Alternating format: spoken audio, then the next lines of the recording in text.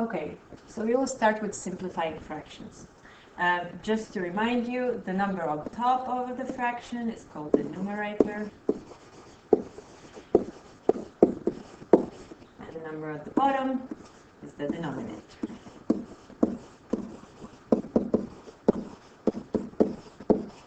Okay, if we want to simplify a fraction, we need to divide both the numerator and the denominator by their greatest common factor.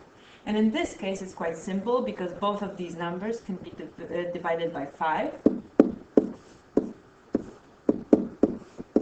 And so my answer is 1/2. Another way to do it is to just keep on dividing until you can't divide anymore. So I see that both of these numbers, 36 and 108, are divisible by 2. So then I get 18 over 54, and I can keep going, and that divided by 2, that can also be divided by 2, so I end up with 9/27, and then I actually see that 9 goes into both of these numbers, and I end up with the simplest form, which is 1/3.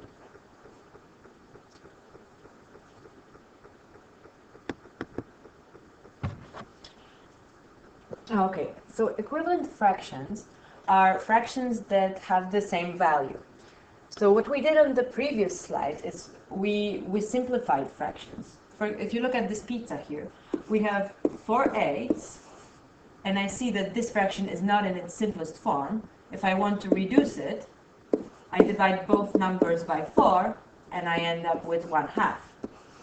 Now you can see that the amount is the same. 1/2 and 4/8 is the same amount. It just looks different.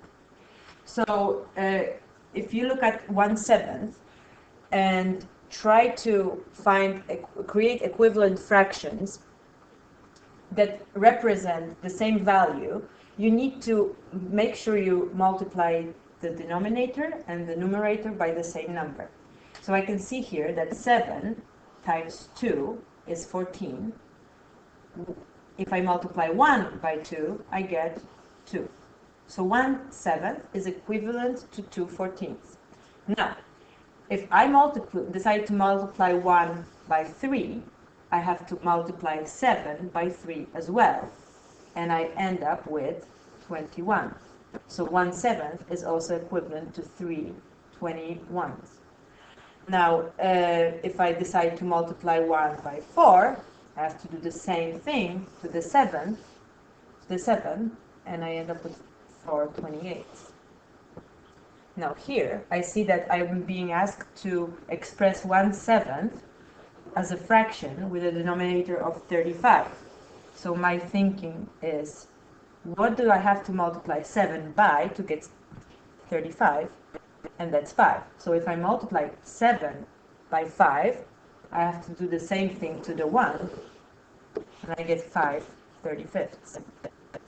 If I want a denominator of 42, I need to multiply 7 by 6, and I do the same thing to the 1.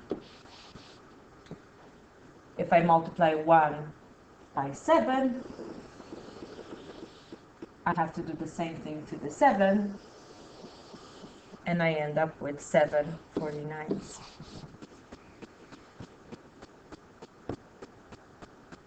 Okay, you will need to convert between mixed numbers and improper fractions, mostly for if you want to multiply and divide fractions.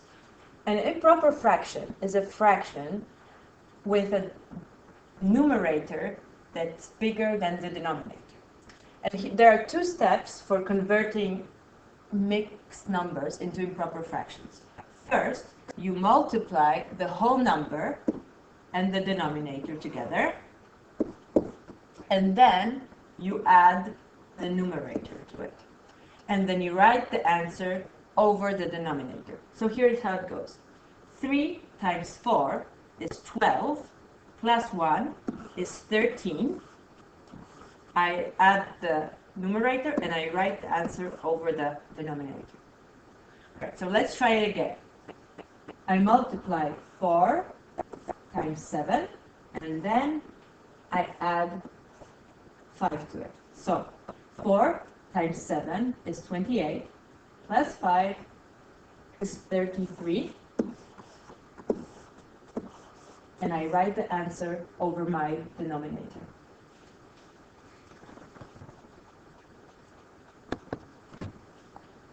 Okay, and now we will do the opposite. So we'll try to convert our improper fractions into mixed numbers. So I have 15 over 4. I need to think, how many times does 4 go into 15? 4 times 3 is 12, so it goes in 3 times. And then I have a remainder of 3. So I write the remainder over the denominator. Well, but sometimes you will actually end up with an answer that's a whole number. So how many times does 9 go into 36? 9 times 4 is 36. So there is no remainder, so my answer is a whole number.